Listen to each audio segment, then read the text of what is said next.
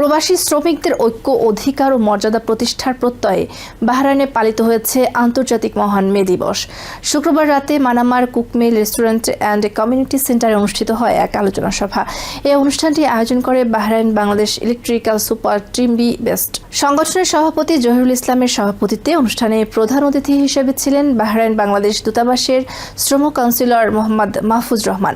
এছাড়া বিশেষ অতিথি হিসেবে সংহতি প্রকাশ করেন সেলিম উদ্দিন, খায়রুল বাশার, আব্দুল হান্নান, আমির হামজা, মিজানুর রহমান ও আব্দুল হালিম ফয়সল সহ কমিউনিটির নেতৃবৃন্দ।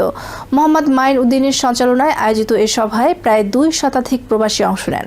বক্তারা শ্রমিকদের অধিকার, মর্যাদা ও পারস্পরিক সহযোগিতার গুরুত্ব তুলে ধরেন।